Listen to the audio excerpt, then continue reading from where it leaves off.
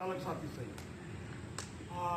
जितने साथी आए, हम लोग आए तो शुरू में संख्या थोड़ी कम थी, फिर बढ़ी, फिर कम, कोई बात नहीं। कुल मिला करके इस रोजाना की आम सभा में जो लोग भी शामिल होते हैं शुरू से अंत तक या कुछ देर के लिए, उन सभी को धन्यवाद है। अभी साथी कमलेश चले गए, लेकिन उन्होंने जो है एक बात आज कहा है कि जो है अगर हमें लड़ाई जीतना है तो हमें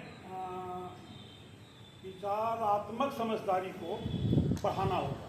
उन्होंने भगत सिंह का एक हवाला दिया, उनके एक उदाहरण का, बड़ा ही मशहूर उदाहरण है वो हिंदुस्तान में पढ़ने लिखने वालों के बीच और जनपद संघर्षों में शामिल लोगों के बीच और जनपद संघर्षों से जुड़े लोगों के बीच। वह वाक्य है कि इनकलाब की धार, क्रांति इनकलाब एक ही बात है, इनकलाब की धार विचारों की शान पर तेज होती है। ये बिल्कुल ठीक बात है और यही वजह है कि भगत सिंह और उनके दोस्तों का जो संगठन था, शुरू में उसे हिंदुस्तान रिपब्लिकन एसोसिएशन कहा जाता था, हिंदुस्तानी प्रजातांत्रिक संघ।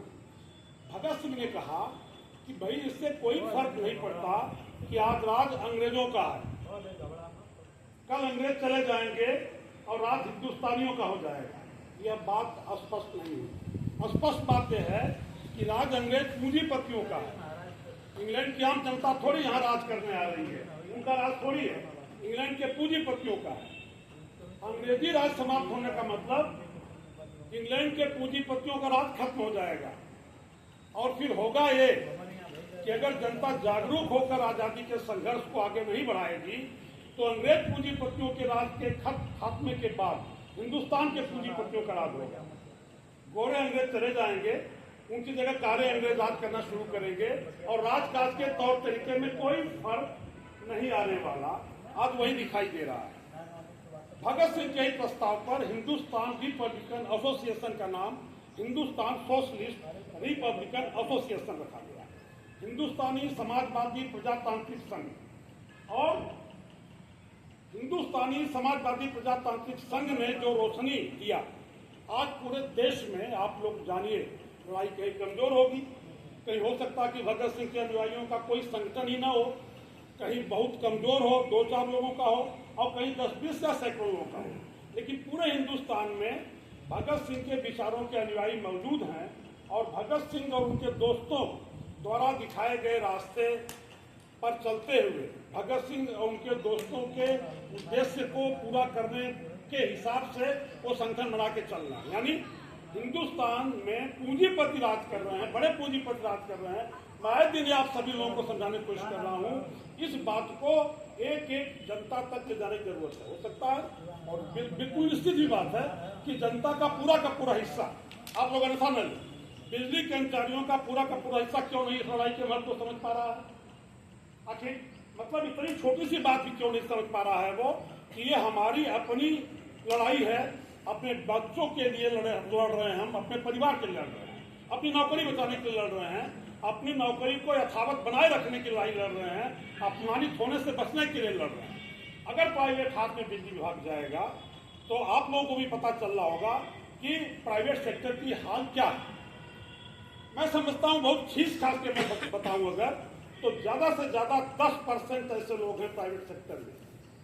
और मैं प्राइवेट सेक्टर के आम कर्मचारियों की बात नहीं कर रहा, मैं प्राइवेट सेक्टर के जो है ऊपरी लोगों की बात कर रहा हूँ, बीटेक, एमटेक, एमबीए, एमसीए किए हुए लोगों की बात कर रहा हूँ, आईआईटीएंस की बात कर रहा हूँ, आईआईटी से बीटेक एमटेक किए हुए लोगों की बात कर रहा हूँ, आईआईएम से मैनेजमेंट का कोर्स किए हुए एमबीए लोगों की बात कर रहा हूँ। ये सब मिला दिया जाए, बीटेक, एमटेक, एमबीए, एमसीए लोगों की संख्या को मिला दिया जाए तो मैक्सिमम 10% ऐसे लोग हैं प्राइवेट सेक्टर में जो सुकून से जी रहे हैं।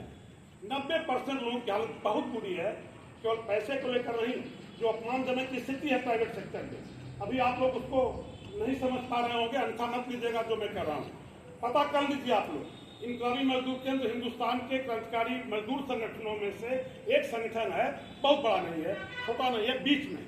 उत्तराखंड के कई जगहों पर हम लोगों का काम है, हरियाणा में संसद का प्रचार करने के लिए नहीं कर रहा। एक वास्तविक बात बताने के लिए इतनी छोटी सी बात मैं कर रहा हूँ।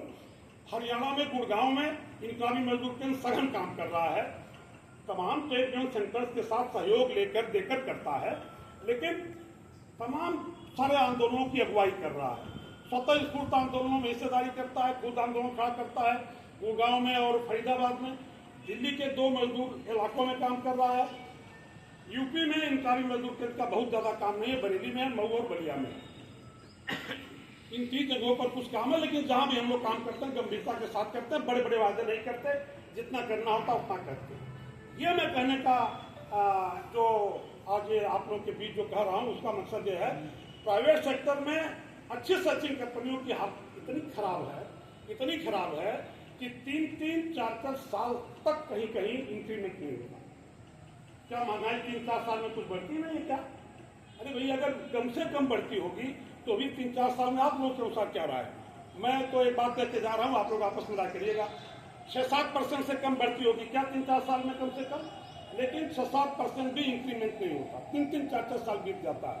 फैक्ट्री के मजदूरों को, वहाँ के तमाम इंजीनियर्स को आवाज उठानी पड़ती है कि भाई 3 साल से हमारा वेतन नहीं बढ़ा।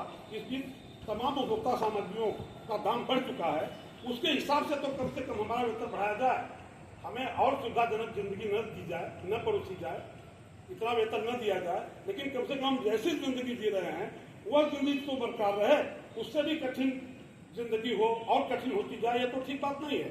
लेकिन जब महंगाई के अनुरूप वेतन बढ़ा की जायज मांग की जाती है, तब भी अगुवाई करने वाले लोगों को निशाने पर लिया जाता है, उनको टर्मिनेट कर दिया जाता है।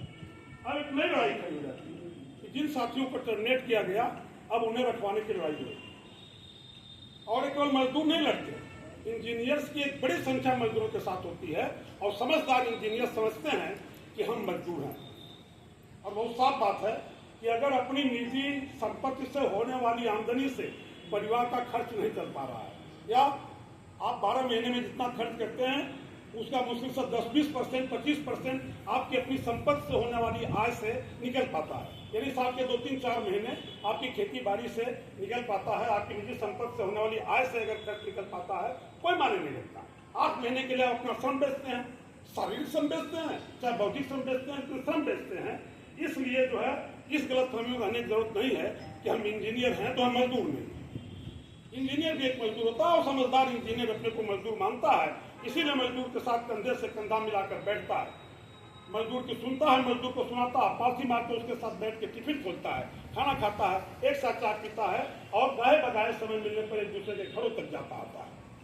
और बिल्कुल यह किए बिना, आपस में जो है बराबरी का व्यवहार स्थापित किए बिना, आपस में बराबरी का व्यवहार कायम किए बिना, बराबरी की कल्चर कायम किए बिना कोई लड़ाई नहीं जीती जा सकती। आपकी एकता ही इनको झुका सकती है। बार बार मैं यहाँ सुनता हूँ और उसका खंडन भी करता हूँ कि डबल इंजन की सरकार और चेयरमैन यानी ब्यूरोक्रेसी, इन्हीं के खिलाफ हम लड़ रहे हैं। सच है कि यह ब्यूरोक्रेसी बड़े पूंजीपतियों के सामने, कॉर्पोरेट के सामने कुछ नहीं है, और ये डबल इंजन की सरकार, बड़े पूंजीपति जो हिंदुस्तान में 30 परिवार हैं बड़े बड़े, जिनके पास कई 100 अरब की संपत्तियां हैं, इनके सामने ये ब्यूरोक्रेसी और ये डबल इंजन की सरकार, कुछ सरकारें आएंगी जाएंगी।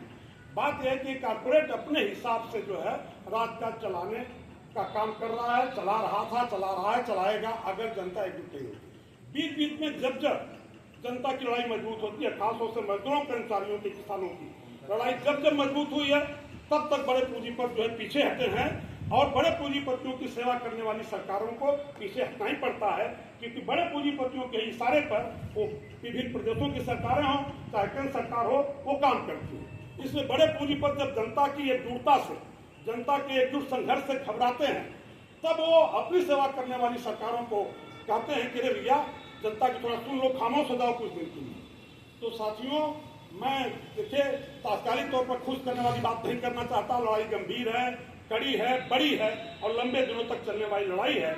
आप लोग जो शामिल हो रहे हैं यहाँ रोज बरोज, उनसे मेरी अपील है कि अपने को और मजबूत बनाएं। अभ्यास करेंगे तो अपने को मजबूत बनाएंगे, अपनी डर को कम करते जाएंगे, अपनी निराशा को कम करते जाएंगे, अपना साहस बढ़ाते जाएंगे, अपनी उम्मीद बढ़ाते जाएंगे, अपना जोश बढ़ाते जाएंगे। और जब आप लोग अपनी निराशा को कम करते हुए, अपनी डर को कम करते हुए जब क्रमशः आगे बढ़ेंगे, अपनी आशा बढ़ाते जाएंगे, उम्मीद बढ़ाते जाएंगे, हिम्मत बढ़ाते जाएंगे, तो दूसरे लोग भी आपकी बढ़ी हुई उम्मीद को देखते हुए, आपके बढ़े हुए साहस और जोश को देखते हुए साथ में आएंगे और लड़ाई धीरे धीरे आगे बढ़ती जाएगी और जीती जाएगी। कोई भी लड़ाई अकेले एक जगह के बल पर नहीं जीती जाती। जितनी जगह आप लोगों की लड़ाइयां चल रही हैं, जो है पूर्वांचल और दक्षिणांचल विद्युत निगमों के निजीकरण को लेकर के, जो लोग भी मैदान में आप लोग हैं, आप ही लोग हैं कि जो दूसरों को भी प्रेरित करेंगे। बलिया के साथी मऊ के लोगों को, मऊ के साथी बलिया और दूसरी जगहों के साथियों को कोई जरूर नहीं है, मैं नहीं जानता, मेरे पास ब्यूरो नहीं है, लेकिन मैं एक बात कर रहा हूं, एक आम रणनीति की बात कर रहा हूं कि हर जगह के कर्मचारी उतनी शिद्दत से नहीं लड़ पाएंगे जितनी शिद्दत से लड़ा जाना चाहिए।